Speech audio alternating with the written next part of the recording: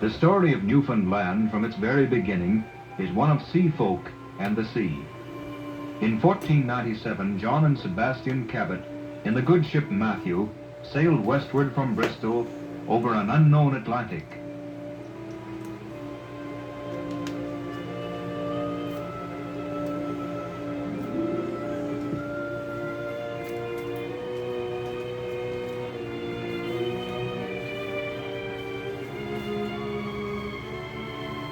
After 50 days, they sighted land near what is now Cape Bonavista. Newfoundland, first rocky outjuttings of the New World to greet these early explorers.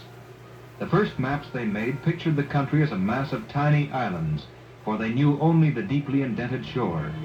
Then in 1771, Captain Cook mapped all the waters around Newfoundland's 6,000 miles of coast. He sailed up the long arms of the sea. He surveyed the many bays. He saw a beautiful wild country. Newfoundland, safe harbor, midway point in the long voyage between Europe and America.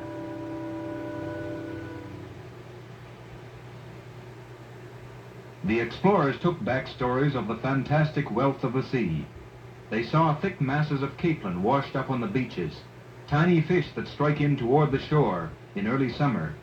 To the hardy fishermen who soon followed the explorers, here was newfound, new abundant ocean. They fished for cod on the Grand Banks, a submerged island lying 200 miles off the coast, where in the mixing of the cold Arctic current with the warm Gulf Stream, a mass of tiny sea creatures provide food for the larger commercial fish. Here every year was harvest from the sea. All summer in fishing smacks and dories out from shore, they fished for cod to fill the holds of schooners out from England with a rich haul every season, risking their lives off the treacherous coasts. Pioneering was not easy.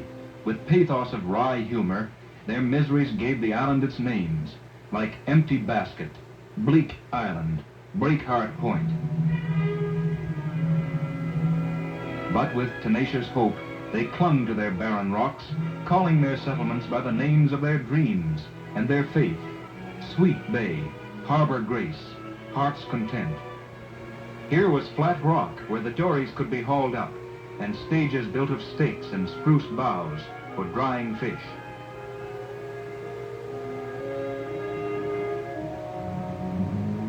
They were sturdy seafaring folk who came to settle in Newfoundland, fishermen from Ireland, adventurers from France, settlers from West England and the Channel Islands. They were women and men with a tang of salt in their speech and the patience of the tides in their strong arms. With labor and the simple skill of their own hands, they built their homes and their boats and their tools, established small villages whose subsistence depended on the exchange value of a kentle of fish for a barrel of flour.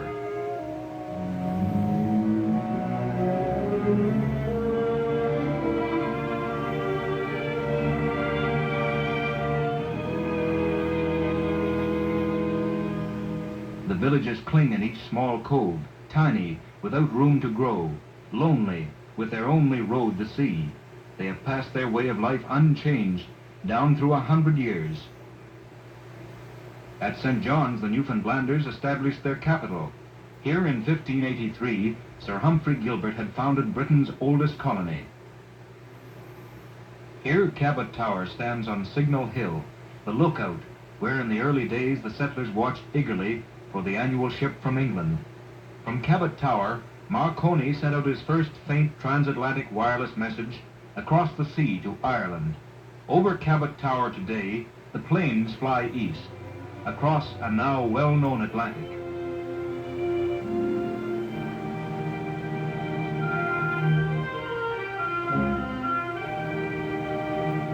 In the outport village of Pincher's Harbor, the children watch a plane go over, a voice thrown down to them from a distant, unknown world. But they have climbed the hill to look for the Clyde, the coastal boat that calls once a week in summer with mail and supplies for their village, shut in for all its history between the sea and the hills of its own rocky cove. It is mid-morning. The first of the fishing boats that set out at dawn have come back with their early catch. Be it good fishing or bad, it's the luck of the sea, and men who must wait for weather and fate take what comes, be it nothing at all or enough. They idle and sweat with the seasons, and thrift and toil and faith are virtues they need more than most men. Spreading a fish on the spruce boughs to dry is usually women's work, but sometimes the men help when the work is heavy, or there is hurry to gather and cover the fish before rain. It takes 5 days to 3 weeks of spreading it out and turning it to dry the kentel of cod.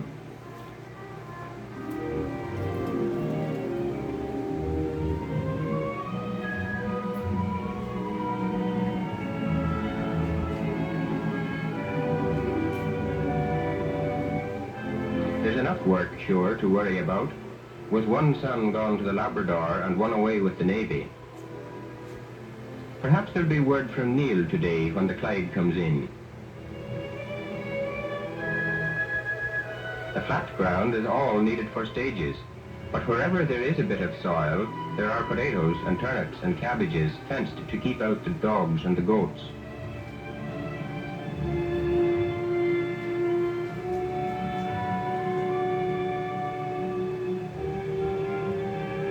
The work of the village goes on by God's time, not by St. John's time, so long as it's light, and we'll expect the Clyde when we see her. Wood for the stages and for fuel for winter come by boat several miles down shore during summer. In winter it comes by dog team. Other supplies, laid in before freeze-up closes the bay, come in by the Clyde.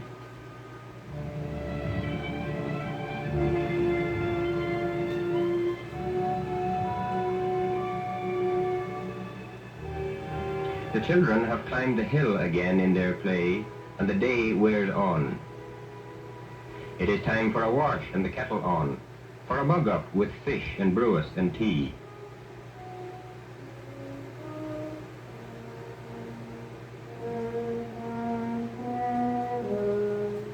Or perhaps it's the day for cooked dinner, and partridge berries gathered on the hills between the rocks.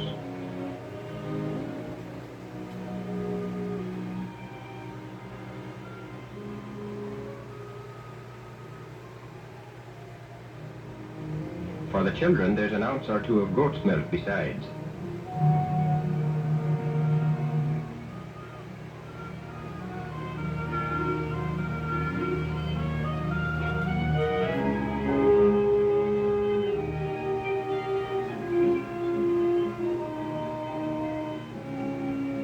The children are as nimble as mountain goats themselves.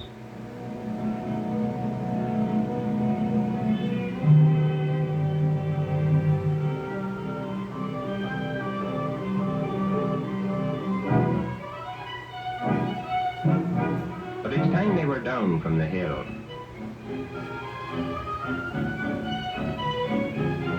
Look, there she comes.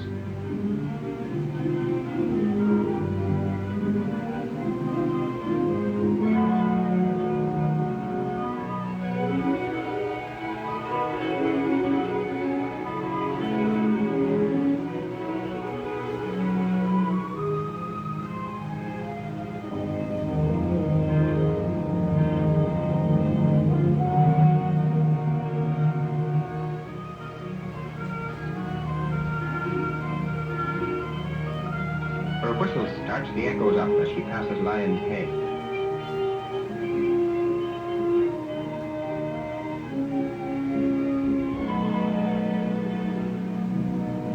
When the Clyde docks in, there's a crowd to meet her. There's Mrs. McNair, back already from the hospital up the bay. "Too crowded, me dear, me bye," she says, "to get in."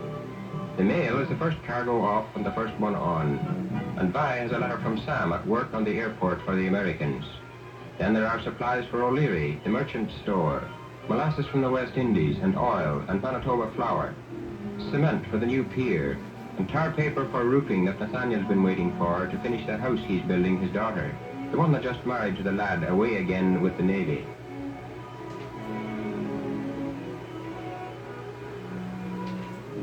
Now the supplies go on. There's fish and fish oil, salmon and seal meat home canned in the village for sale in St. John's.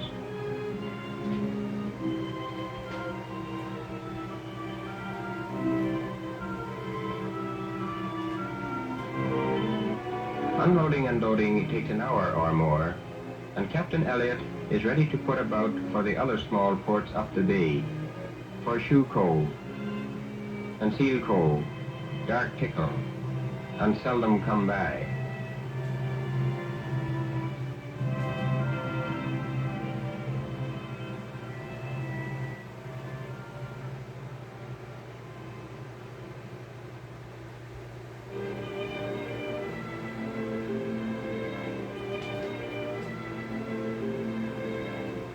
St. John's is the island's one city, a city built for trade. Here schooners from the outports bring their hauls to the merchants of Water Street.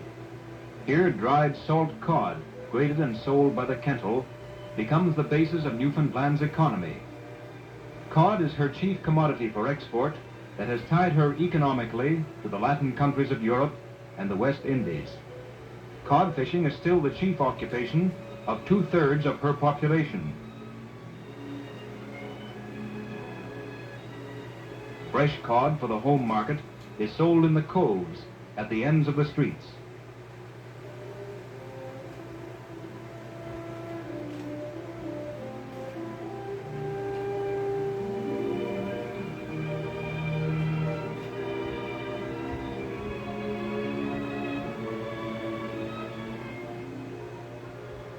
Cod has built the city that climbs the rocky hill, where two-wheeled carts still jog over its cobblestone streets, leading up from the harbor.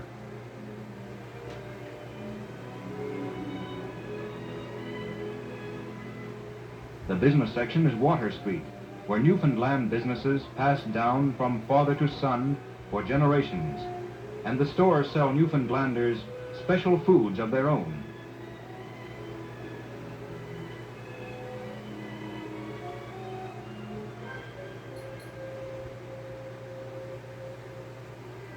The colonial building was for 80 years the seat of representative government. Since 1934, and until responsible government is restored, Newfoundland is governed by a commission of 6, appointed from London, 3 Newfoundlanders and 3 from England.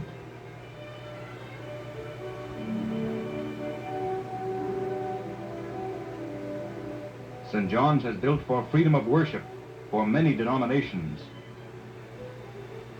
There are beautiful Anglican, Methodist, and Roman Catholic churches. For education, every denomination maintains its own separate schools throughout the island.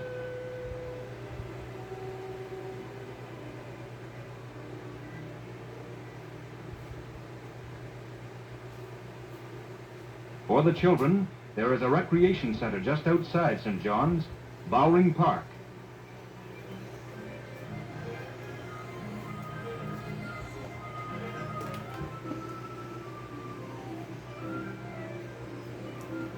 There is Kitty Vitty Lake for the annual regatta. Its shores have been leased to the United States Army for the building of Fort Pepperell, but every year they give it back for the day of the boat races.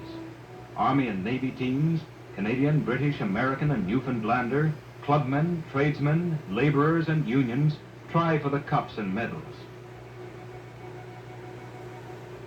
The judges watch from a carriage on the hill, preserving the traditional rules.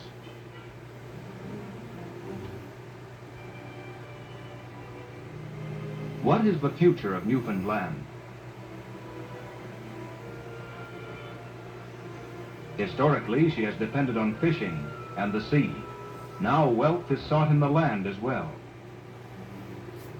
There is mineral wealth, perhaps, still unexplored in the barrens behind the coast or in the rocks that jut out of the sea. Bell Island is the largest iron ore deposit in the world, though it is not the richest. The rocks are tinged with iron ore. The mud and soil are red. Its dust has tinged the sheep and the horses. It leaves its mark everywhere.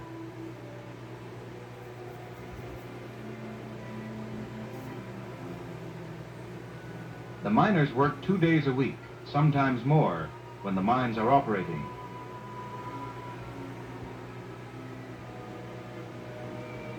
In the west part of the island, the hills are covered with timber, stands still largely untouched today. There are game resources still largely unopened to the tourist trade. From these, perhaps, large industries may grow. Today, from wood and water power, lumber has become the second most important export. It has built at Grand Falls and Corner Brook, 2 modern lumbering towns. And fishermen who spend the summer on the sea, in winter make a living in the woods.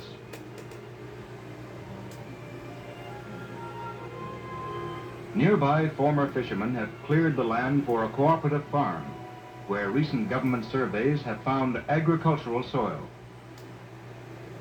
Other large-scale farms are isolated cases. Many Newfoundlanders, however, believe that the future, like the past, is founded upon the sea, on the fishing trade, and on the crossings of the ocean. The breakwater at Bonavista can build protected harbor, safe for slightly larger, more modern fishing schooners.